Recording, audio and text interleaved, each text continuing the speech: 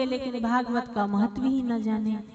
एक गांव ऐसा ही था जिसने कभी अपने जीवन में भागवत नहीं जाना, जिसने कभी कथा को सुना ही नहीं कि कथा कौन सी बला है, कथा है क्या, किसे कथा कहा जाता है, कोई ना जाने। एक पंडित जी चले आ रहे थे, ट्रेन में बढ़िया विराजमान हुए, साथ में भागवत जी की पोथी चले आ रहे हैं। चलते चलते काशी जी में जब पहुंचे तो उतर गए। काशी में जैसे ही उतरे, अब उन पंडित जी को लगी बड़ी जोर से भूख। भूख जब लगी तो एक फल वाले की दुकान पर पहुंचे। कहा भैया ये फल बड़े सुंदर लग रहे हैं, इन फलों का क्या दाम है? उसने अपना दाम बताया। पंडित जी ये 20 रुपए के हैं, ये जो सेब रखे हैं, ये केले रखे हैं, ये 40 का है, ये 20 का है। उसने अपना दाम बताया। पंडित जी ने कहा ठीक है, थोड़ा थोड़ा बांध दो, दोनों बांध दो, बड़े दूर से आए हैं तो थोड़ा भूख भी लगी है। और पंडित जी ने ज्यों ही अपनी जेब में हाथ डाला तो आर पार हो गया। हाथ आर पार जब हुआ, अब पंडित जी कहते हैं अरे राम राम, हे नारायण, कथा कहने वालों को तो छोड़ दो, उनकी जेब तो मत काटो। जेब काट कर ले गए, टिकट भी ले गए, पैसे भी ले गए, कुछ नहीं बचा। अब तो पंडित जी बड़े परेशान, क्या करें, कैसे जाएं, आगे की यात्रा कैसे पूर्ण करें? यदि टिकट नहीं होगी, पैसे नहीं है, आगे टीटी मिल जाएगा, बंद कर देगा जेल में, क्या करें? लेकिन कहते हैं कि जिसे भगवान का सहारा हो वो कहीं भी चला जाए, उसे किसी प्रकार का कोई कष्ट नहीं होता। पंडित जी ने विचार किया हमारे हाथ में तो भागवत जी है, हम तो भागवत करके जानते हैं, तो हमें किसी चीज की कोई दिक्कत नहीं होगी, क्योंकि हमारे ठाकुर जी हमारे साथ हैं।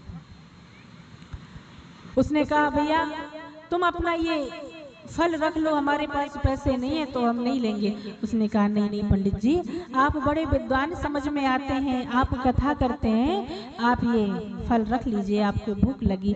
बोले ना ना, हम किसी से ऐसे फल नहीं लेंगे, क्योंकि हमारे पास इसके दाम चुकाने के लिए कुछ भी पैसे नहीं। बोले ना, आप मेरी छोटी सी भेंट समझ के इसे स्वीकार कीजिए। स्वीकार कर लिए।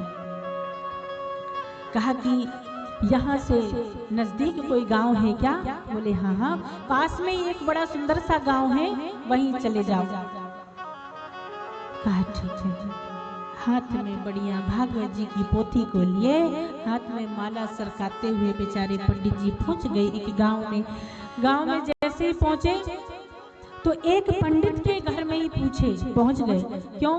क्योंकि भाई जब एक जैसे समाज के व्यक्ति मिलते हैं तो एक दूसरे का थोड़ा सा बल बढ़ जाता है कि भाई ये हमारे साथ का है। पंडित के ही घर में पहुंचे तो जाकर दरवाजे पर दस्तक दी, खटखटाया दरवाजा। आए पंडित जी बाहर। हाँ हाँ बोलो कैसे आए हो? अच्छा ये भी नहीं बोला कि आइए बैठिए ना, कैसे आए? पंडित जी ने सोचा चलो इन्हें हमें स्वयं को परिचय देना पड़ेगा। बोले हम काशी से आए। तो काशी से आओ, कहीं से आओ, हमको क्या, जमाने से आओ, हमारा क्या लेना देना तुमसे? पंडित जी ने सोचा कि शायद काशी का नाम लेंगे तो थोड़ा सा वजन पड़ेगा, बाबा विश्वनाथ की नगरी, थोड़ा सा वजन तो पड़ेगा, पर कोई फर्क नहीं पड़ता यहाँ पर। कहा कि देखो तुम्हारे यहाँ जो सरपंच हो, थोड़ा उनसे बात करो, हम कथा कहते हैं, भागवत कहते हैं, तो हम भागवत कहना चाहते हैं। उसने कहा ये क्या होती है भागवत? हम तो नहीं जानते, हमने ऐसा कभी कोई चीज देखी नहीं है, हमने कभी सुना नहीं कि भागवत क्या होती है। तुम एक काम करो, तुम यहाँ से जाओ, जहाँ से आए वहीं वापस चले जाओ, हमारा दिमाग खराब ना करो। पंडित जी ने कहा कि वाह बड़े कमाल के हो तुम तो हमारे ही समाज के हो, तुम्हें तो हमारा साथ देना चाहिए भाई, हम बाहर से आए हैं। तो थोड़ा बहुत तो साथ दो हमारा। इतना तो कर सकते हो कि सरपंच से जाकर कह दो कि काशी से पंडित जी आए, वो भागवत दिखाना चाहते, भागवत करना चाहते। कहा ठीक। गए, हाथ में दातून लिए चले जा रहे हैं, क्योंकि सुबह का समय था। दातून करते करते जब सरपंच पटेल साहब के घर पे पहुंचे, बोले सरपंच साहब। बोले हाँ बोलो। वो भी उठ करके ही बस बैठे हुए थे। सुनाओ पंडित क्या बात है? बोले कोई काशी से पंडित आया है, वो भागवत करता है, भागवत करना चाहता है। अब पटेल साहब कहते भागवत, ये क्या होती है भागवत? हम तो कभी देखे नहीं है, हम अपनी जिंदगी में कभी सुने ही नहीं है कि भागवत कौन सी बला है। चलो ठीक है, और दिखाना चाहता है तो लाए दिखाई देखे फिर हमने। बोले तो मैं जाकर बोल दूं? चलते चलते कहा कि हाँ हाँ ठीक है, जाओ बुला लाओ दिखाएं। अब यहाँ पर पंडित जी बढ़िया, जब उनको पता चला कि सरपंच के यहाँ से हाँ हो गई है कि भागवत करने जाना है, तो बढ़िया आए, भागवत जी रख दी। बोले पंडित जी थोड़ा सा हम स्नान कर लें, स्नान कर लें, स्नान करने के बाद पूजन कर लें ठाकुर जी का, फिर चलते हैं भागवत करने के लिए। अब पंडित जी ने कहा अरे कहाँ का स्नान, स्नान तुम भी लगे हो, भागवत के लिए कोई स्नान करना? अरे चलो ऐसे ही चलो। आप बोले नहीं नहीं, बिना स्नान के कैसे जा सकते हैं भागवत करने के? अच्छा, जो भागवत को समझ रहे हैं कि भाई धर्म ग्रंथ है, हम पढ़ेंगे, व्यास गद्दी पर बैठेंगे तो स्नान तो करेंगे ना। अब जिसने अपने जीवन में भगवान का नाम ही नहीं लिया, भगवान को जाना ही नहीं, तो वो क्या जानेगा कि भागवत कौन सी बला है? कहा कि रहने तो दो, ऐसे ही चलो। पंडित जी ने समझा कि महामूर्खों से पाला पड़ा है, यूं ही आचमन किया और आचमन करके चल दिए। अब जैसे ही पटेल साहब के यहाँ पहुंचे, सरपंच के यहाँ, सरपंच साहब दौड़ करके आए और चिल्लाकर बोले क्या पंडित इतनी देर कर दी तूने? अरे कब से हमारे बच्चों के प्राण निकले जा रहे हैं भागवत देखने के लिए। अब पंडित जी ने अपना सर खुजाया कि प्राण निकले जा रहे हैं भागवत के लिए, बड़ी गजब की बात। चल चल दिखाओ, भागवत दिखाओ जल्दी, कैसी भागवत होती है। एक बढ़िया सुंदर सा जैसा ये वृक्ष लगा, बढ़िया ऐसे ही बना हुआ था, वहीं पर जाकर बैठ गए। ना बैठने के लिए कुछ गद्दी लगी, ना कुछ भी नहीं, कोई व्यवस्था नहीं। बेचारे खुद ही अपना आसन रखे हुए थे, तो आसन बिछाया, बैठ गए वहीं पर। भागवत जी सामने रखी और जैसे ही कहा कि चलिए भगवान का भजन करते हैं और फिर उसके बाद कथा में प्रवेश करेंगे। और सरपंच साहब बोलते ठीक है तुम कथा में प्रवेश करो, जब तक हम आते हैं थोड़ा चाय वाय पी लें। चाय पीने के लिए गए, चाय पी लिए, यहाँ पर बस भागवत चालू हो गई। अब इन्होंने जब बोलना शुरू किया है, पंडित जी बढ़िया सुंदर कथा सुनाना स्टार्ट कर देते हैं। सुंदर बैठ करके सामने पंडित भी बैठे हैं और बच्चे भी बैठे हैं, उनके परिवार वाले भी, गांव वाले भी आकर बैठ गए जानने के लिए कि ये भागवत दिखाने आए, देखे तो कोई जादू है लगता है भागवत। अब बच्चे सोचे अब इसमें से कुछ निकलेगा, अब इसमें से कुछ निकलेगा, कुछ तो दिखाई देगा। जैसे जादू करने वाले आते हैं ना, कहीं कोई कबूतर बनाएगा, कभी फूल दिखाएगा, कभी कुछ बना देगा, कभी कुछ गायब कर देगा।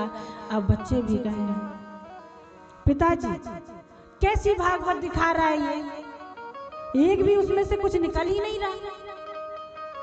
अब सरपंच ने कहा है पंडित भागवत दिखाना हो तो अच्छे से दिखा, नहीं तो यहाँ से भाग। कब से बैठे बैठे समझ ही नहीं आ रहा, भागवत से कुछ निकल ही नहीं रहा। पंडित जी ने कहा हे प्रभु कहाँ फंसा दिया, लेकिन क्या करे, कथा तो शुरू हो गई है तो पूरी तो करनी पड़ेगी जैसे तैसे। सरपंच ने कहा ठीक है बेटा आराम से देखो, शायद अब निकल जाए इसमें से कुछ, जब तक हम आते भोजन का समय हो गया है। बढ़िया गए, भोजन करके चले आए। इत्तेफाक से वो पटेल साहब उसी पेड़ के नीचे भोजन के बाद सोते थे। आए जहां पंडित जी बेचारे कथा कह रहे हैं, वहीं बाजू में आकर देखे कि अब ये तो हटने वाला है नहीं, तो उन्हीं पंडित जी के जंघा पर सर रख लिया अपना और सो गए। अब यहाँ पर पंडित जी जैसे ही कथा कहें और ये बीच बीच में इफेक्ट देते जाए, ये खर्राटे मारे। अब वो कहें कि भगवान कृष्ण अब आगे की लीला करते हैं और जो बीच बीच में खर्राटे बजाए। अब इधर कहें कुछ, इधर बजे खर्राटे, तो बीच। अच्छा, वो पटेल इतना खतरनाक था कि उसको सोते में कोई जगा नहीं सकता था। अब जितना हट्टा कट्टा पहलवान बेचारे सूखे से ब्राह्मण देव की जंघा पर जब सर रख करके सो रहे, बहुत देर हो गया, अब तो पैरों में एकदम झुनझुनाहट होने लगी, बेचारे बौखलाने लगे, तो थोड़े से अपने पैर को ज्यों हटाया। अब सरपंच की नींद जब खुली तो सरपंच ने दिया एक जोर का तमाचा पंडित के गाल में। और जब सरपंच ने उनको मारा तो पंडित जी ने कहा कि अब हम काहे पीछे रहे, और पंडित ने 2 दिए, सरपंच ने फिर दिए और पंडित जी ने फिर 1-2 मारे। अब ऐसे लड़ते लड़ते गिरते फिरते मंच से ही गिर पड़े और गिरते चलते चलते एक दूसरे को मार पीट। अब पूरे परिवार वाले हाथ बांधकर बच्चे बड़ी ताली में जाए खुश। हाँ, अब समझ में आया भागवत ये है। अब दिखने लगा, हाँ दिखाओ दिखाओ और दिखाओ और दिखाओ। अब कोई उन दोनों को छुड़ावे ना, कोई ना छुड़ाए, एक दूसरे की मार पीट करते करते। अच्छा, गांव में ये जो अनाज को इकट्ठा करने के लिए कुछ गड्ढा सा बना दिया जाता है ना जाने उसको क्या कहा जाता है, तो वैसा बढ़िया बड़ा सा गड्ढा बना हुआ था। अब लुढ़कते लुढ़कते एक दूसरे को मारते मारते सीधा उसी गड्ढे में जाकर दोनों गिर पड़े। अब सब उस गड्ढे के आजू बाजू खड़े होकर देख रहे, चल रही है भागवत, चल रही है। अब समझ में आया। अब दूसरे ने कहा कि देखो, भागवत अभी पंडित जी पर चढ़ी थी, अब चढ़ते चढ़ते सरपंच के ऊपर चढ़ गई है, ये होती है भागवत। अब आई पत्नी ने कहा, हे भागवत मैया, मेरे सुहाग को छोड़ दो, हे भागवत मैया, मेरे पतिदेव को छोड़ दो। पंडित जी ने सोचा कि मौका बड़ा अच्छा है, अब तो कहना ही पड़ेगा। तो कहा कि हे देवी, यदि तुम ये भागवत ऐसे ही नहीं मिल जाती भाई, भागवत को साधारण ना समझो। अब ये सरपंच जी के ऊपर चढ़ गई है, अब ये उतरने वाली नहीं है। तो कहा कैसे उतरेगी? बोले उतरने का एक ही तरीका है, जब तुम 500 रुपए दोगे तब ये भागवत उतर जाएगी। अब पंडित जी के पास पैसे भी नहीं थे ना, 500 की कहे कौन। बच्चे चले गए, पत्नी चली गई, 500 के 1000-2000 रुपए आ गए। और जब आए तो कहा कि पंडित जी ये लो, लेकिन हे भागवत महारानी, हमारे प्राणनाथ को छोड़ दो। हम समझ गए कि भागवत कैसे होती है, और एक दूसरे को जो मार पीट करते करते करते थक गए। कहा जब जैसे ही सामने पैसे रखे तो पंडित जी ने फिर अपने हाथों को रोक लिया, और पटेल साहब एकदम लाल हो गए, सूझ फूल गए, और पहलवान से और दुगने पहलवान दिखने लगे। धन्य भागवत महारानी। गांव वालों ने कहा कि हे भागवत मैया, सरपंच जैसे ही लोगों में सामर्थ्य थी जो आपने उन पर कृपा की, हम लोगों की इतनी सामर्थ्य नहीं है। हे भागवत मैया, हमें बचाए रखना, हमें कभी ना सुनाना ऐसी भागवत, हम पे कभी नहीं हावी होना माता। ऐसे ऐसे मूर्खों से भी पाला पड़ जाता है कभी कभी, जिसने